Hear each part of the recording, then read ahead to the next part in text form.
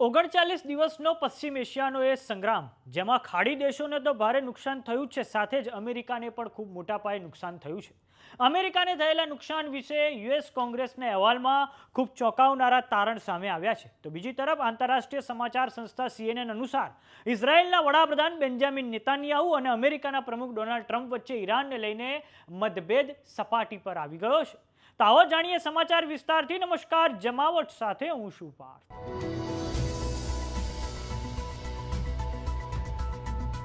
Iran યુદ્ધમાં જગત જમાદાર અમેરિકાને થયેલા નુકસાન પર યુએસ કોંગ્રેસનો એક ચોંકાવનારો રિપોર્ટ સામે આવ્યો છે. યુએસ કોંગ્રેસના રિપોર્ટમાં દાવો કરવામાં આવ્યો છે કે અમેરિકાના મિલિટરી કોમ્બેટ ઓપરેશન, જેનું નામ છે ઓપરેશન એપિક ફ્યુરી, એ દરમિયાન અમેરિકાને હવાઈ ક્ષેત્રે ખૂબ મોટું નુકસાન થયું છે. આ રિપોર્ટમાં દાવો કરવામાં આવ્યો છે કે અમેરિકન સેનાના 42 એરક્રાફ્ટ અને ડ્રોન નષ્ટ થઈ ગયા છે અથવા તો ગંભીર રીતે ક્ષતિગ્રસ્ત થયા છે. એમાં 6 ફાઇટર અને એટેક જેટનો સમાવેશ થાય છે. દર્શક મિત્રો, આપણે સ્ક્રીન પર ફોટાની મદદથી સમજીએ તો આ તમે સ્ક્રીન પર જોઈ રહ્યા છો F-35 વિમાન. આ ધરતી પરનું સૌથી એડવાન્સ વિમાન છે, 5મી પેઢીનું. તેને લોકહિદ માર્ટિન નામની કંપની દ્વારા બનાવવામાં આવ્યું છે અને ઈરાન દ્વારા આજે 39 દિવસનો સંગ્રામ થયો તેમાં આ એક F-35 વિમાનને તોડી પાડવામાં આવ્યું છે. તેના ઉત્પાદનમાં નોર્થ ડ્રોપ ગ્રુમેન નામની કંપની અને BAE સિસ્ટમનો પણ ફાળો છે. તે ન માત્ર લડાકુ વિમાનો છે પરંતુ અમેરિકાની વાયુસેનાની કરોડરજ્જુ સમાન છે. આ લડાકુ વિમાન સ્ટીલ્થ છે, એટલે કે તેને કોઈ રડાર ઝડપી નથી શકતું. એડવાન્સ સેન્સર તેમાં આવેલા છે. આ F-35 વિમાનના 3 વેરિયન્ટ છે, F-35A, F-35B અને F-35C. તેના એક યુનિટની કિંમત દર્શક મિત્રો $110 મિલિયન હોય છે, એટલે કે આ એક વિમાન અંદાજે 1000 કરોડનું છે. હવે વાત કરીએ અન્ય કયા વિમાન ઈરાન દ્વારા તોડી પાડવામાં આવ્યા છે. તો દર્શક મિત્રો, આ તમે જે સ્ક્રીન પર જોઈ રહ્યા છો તે છે F-15E સ્ટ્રાઇક ઈગલ વિમાનો. ઈરાન દ્વારા આ 4 જે એના પીસ છે તોડી પાડવામાં આવ્યા છે.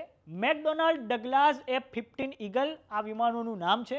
આ પ્લેન મેકડોનાલ્ડ ડગલાસ નામની કંપનીએ બનાવ્યા છે. 1997માં બોઈંગ સાથે તેનું મર્જર થઈ ગયું હતું અને આ 3 વિમાનો ફ્રેન્ડલી ફાયરમાં પડી ગયા હતા. બીજું એક જે ચોથું વિમાન છે તે ઈરાન દ્વારા એને તોડી પાડવામાં આવ્યું છે. આ જે વિમાન છે એ 4.5 જનરેશનના વિમાન છે. અંદાજિત તેની કિંમતની વાત કરીએ તો $90 મિલિયન છે, એટલે કે એક પ્લેન અંદાજે 845 કરોડ રૂપિયાનું છે. હવે દર્શક મિત્રો, વાત કરીએ કે બીજા કયા પ્લેનને ઉડાઈ મારવામાં આવ્યું છે ઈરાન દ્વારા. તો આ તમે સ્ક્રીન પર જોઈ રહ્યા છો A-10 થંડરબોલ્ટ 2 વિમાન. આ એક વિમાન ઈરાન દ્વારા એને તોડી પાડવામાં આવ્યું છે. તેને વોરથોગના નામે પણ ઓળખવામાં આવે છે. તેને ફેરચાઇલ્ડ રિપબ્લિક નામની કંપની દ્વારા બનાવવામાં આવ્યા છે. આ A-10ને દુશ્મનના સશસ્ત્ર વાહનો, ટેન્કો અને અન્ય ભૂમિદળો પર હુમલો કરીને જે જમીન પર જે સૈનિકો હોય છે તેને ક્લોઝ એર સપોર્ટ પૂરો પાડવા માટે આ થંડરબોલ્ટ વિમાનોને ડિઝાઇન કરવામાં આવ્યા છે. યુએસ કોંગ્રેસના રિપોર્ટ પહેલાં અમેરિકાના સંરક્ષણ મંત્રાલય દ્વારા પણ એમના દ્વારા પણ એક રિપોર્ટ આપવામાં આવ્યો હતો, જેમાં એવું કહેવામાં આવ્યું છે કે 39 દિવસના આ ભીષણ સંગ્રામમાં અમેરિકા દ્વારા 2.81 લાખ કરોડ રૂપિયા ખર્ચી નાખવામાં આવ્યા છે.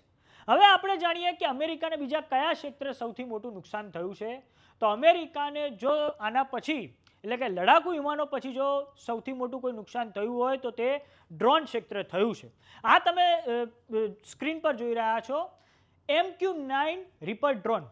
આવા 24 ડ્રોન જે છે તે ઈરાન દ્વારા તોડી પાડવામાં આવ્યા છે. તે ISR એટલે કે ઇન્ટેલિજન્સ, સર્વેલન્સ અને રિકનાઇસન્સ માટે ઉપયોગી છે. પ્રિસિશન સ્ટ્રાઇક મિશનમાં તેનો ઉપયોગ થાય છે. જનરલ એટોમિક્સ નામની કંપની દ્વારા બનાવવામાં આવ્યા છે અને મેલ એટલે કે medium altitude long endurance drone છે. હવામાં સતત 27 કલાક સુધી દર્શક મિત્રો તે રહી શકે છે અને 50,000 ફૂટની ઊંચાઈ પર પણ તે પ્રવાસ કરી શકે છે.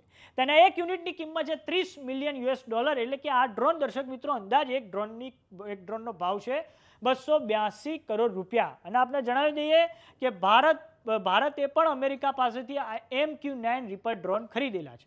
હવે વાત કરીએ બીજા અલગ પ્રકારના ડ્રોન છે અમેરિકાના. એનું નામ છે MQ-4C ટ્રાઇટન ડ્રોન. આ એક ડ્રોન જે છે તે ઈરાન દ્વારા તોડી પાડવામાં આવ્યું છે. તેને નોર્થ ડ્રોપ ગ્રુપ નામની કંપની દ્વારા બનાવવામાં આવ્યા છે. High altitude long endurance unmanned aerial vehicle છે. તેમને અમેરિકા અને ઓસ્ટ્રેલિયા બંને દ્વારા સંયુક્ત સાહસ કરીને વિકસાવવામાં આવ્યા છે. આંતરરાષ્ટ્રીય અખબાર ન્યુયોર્ક ટાઈમ્સ અનુસાર અમેરિકા અને ઇઝરાયેલે યુદ્ધ ફક્ત ઈરાનની પરમાણુ અને મિસાઇલ ક્ષમતાને નબળી પાડવા માટે નહોતું શરૂ કર્યું, પરંતુ ઈરાનમાં સત્તા પલટાની એમની મનસા હતી, પરંતુ સત્તા પલટો નથી થયો.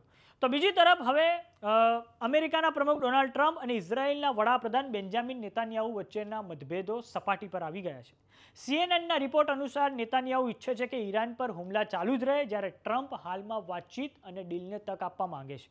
મંગળવારે બંને નેતાઓ વચ્ચે લગભગ 1 કલાક સુધી ફોન પર વાતચીત થઈ હતી. અમેરિકી અધિકારીએ જણાવ્યું હતું કે નેતાન્યાહુએ ટ્રમ્પને કહ્યું છે કે ઈરાન પર પ્રસ્તાવિત હુમલા રોકવા એ આપણી ભૂલ છે, સૈન્ય કાર્યવાહી ચાલુ રહેવી જ જોઈએ.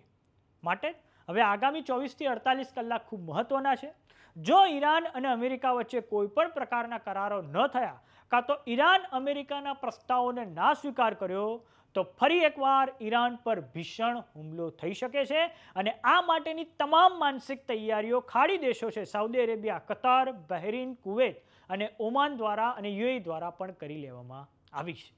તો સમાચારોમાં અત્યારે બસ આટલું. જોતા રહો જમાવટ. જો તમે અમને યુટ્યુબ પર જોઈ રહ્યા તો સબસ્ક્રાઇબ કરો, જો તમે અમને ફેસબુક પર જોઈ રહ્યા તો ફોલો કરો. સાથે જ અમારી વોટ્સએપ ચેનલ આવી ગઈ છે, જોઈન કરવાનું ના ભૂલતા. નમસ્કાર.